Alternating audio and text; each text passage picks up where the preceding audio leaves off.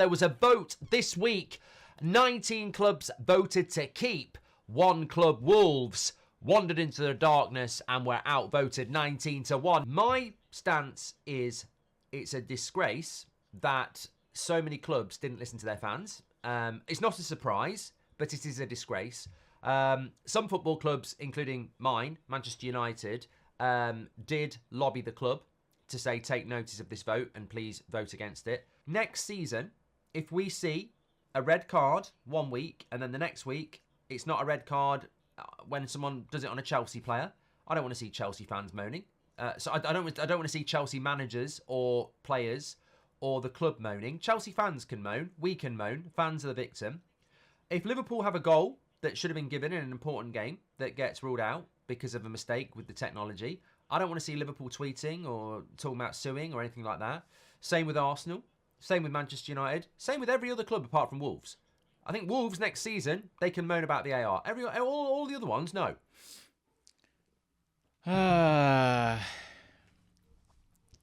So, the Premier League teams have voted to keep VAR, and Goldbridge is upset.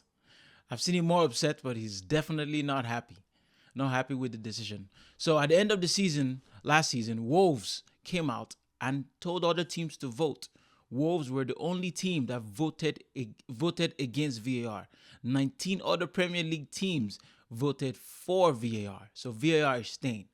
And Goldbridge, who feels like VAR is still in the testing phase and we shouldn't be watching it be tested right in front of us, he's upset. And I somewhat agree, but I can't believe that he's clamoring that these referees have excuse to how incompetent that they are. For decades, us Premier League fans have seen how bad these officials have been, how terrible their decisions have been over the years. And their excuse has always been they didn't see it, or somebody was blocking them, or or whatever their excuse has always been. But now it is in everyone's faces how bad these referees are, that they can make a call, go watch it back, and still keep their wrong call. That is what I find as a good thing that VAR has brought to light. The fact that these British managers, British referees, the referees in the Premier League are so bad at making decisions. And it's clear now, and they do not have any place to hide anymore, because we can all see them go to the screen and watch it back and still come out with the wrong decision. You know, I'm a fan of that. I am happy with VAR. Just for that reason alone, I feel like it deserves to stay. And there's so many other reasons. Imagine, he highlighted the Coventry versus Manchester United semi-final in the FA Cup, when Coventry seemed to have won it at the latter stages of the extra time. I don't know if you guys remember that goal, but it was ruled out correctly by VAR. His team ended up winning the FA Cup, but that wouldn't have happened if the VAR existed. I'm telling you, and so many other goals have been offside. They've blown offsides, but the goals were given. I don't know about you, but I, as an Arsenal fan, I don't even want to score goals that are offside. Yes, it sucks for me to see it later on and see that the flag went up. So I see that the flag didn't go up, but still it be offside. It hurts. I understand. But there should be integrity in sports. It should not be a goal if it is offside. And that is just a statement of fact. So why are we criticizing VAR, the system, as opposed to the incompetence of the referees? He's saying go test it in the championship. That's what Goldbridge is saying. And I'm like, what? That doesn't even make any sense. It's been here. We have to just see it through. Unfortunately, they brought it in without ironing out every single detail. But they didn't know about all these details if they didn't test it. There was no way they would figure all of these issues out if they haven't started it at the very top of the game. And I'm fine with that. You know, VAR is changing a little bit next season. There will be automated offsides now. So no more drawing the lines or anything. We saw that in the Champions League last season. It is automatic now. It is just there. AI will just generate the lines and it's done. Not the referees in the booth drawing out the lines. We have that. They're also saying that they want the VAR officials separate from the referees. So that way that they are not aligned or feel like they have to back up their friend. They don't have that relationship. Both different parties just want the betterment of the game. They want the referees to make the right decision, and they want the right decisions to come. But they're not friends and looking to back each other up. That would help, because last season it was VAR referees were also referees who were on the pitch. And they have relationship that they've built that's maybe subconsciously might play in the back of their head when they're making these decisions. And Howard Webb, the leader of the VAR, has decided to bring this option out. I don't know if they've signed and agreed that this will play a part next season. I don't know that yet. But it is a good thing. It really is.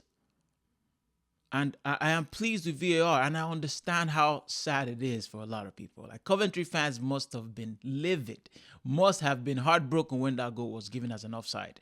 I understand.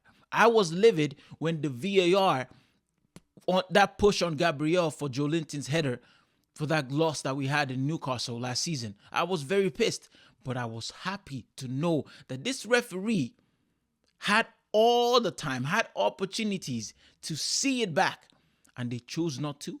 And they saw it back. The ones in the booth saw it and still said it wasn't a clear and obvious error. And I've also heard that they're taking that tag away, because they always hide behind that clear and obvious error. If it's not a clear and obvious error, the referees can't tell the guys in the booth can't tell the referees to go watch it back.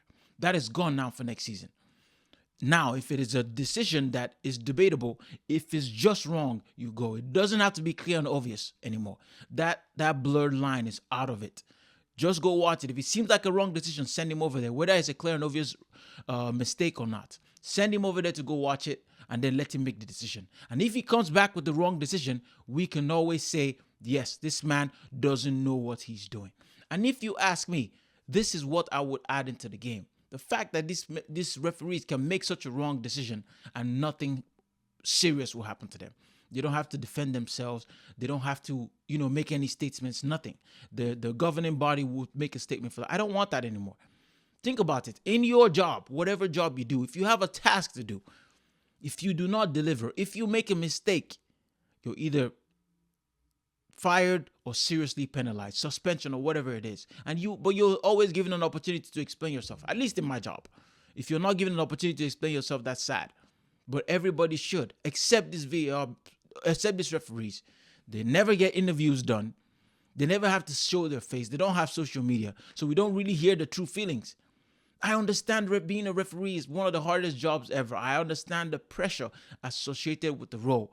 But to be fair, they're not being forced into being referees. So if you choose to do that job, you should be able to take what comes with it. We all do when we choose a career path. You're choosing this. Come out, make a statement if you make a wrong decision. I would like to know why a referee will have the opportunity to watch a video back in slow-mo and still make the wrong choice.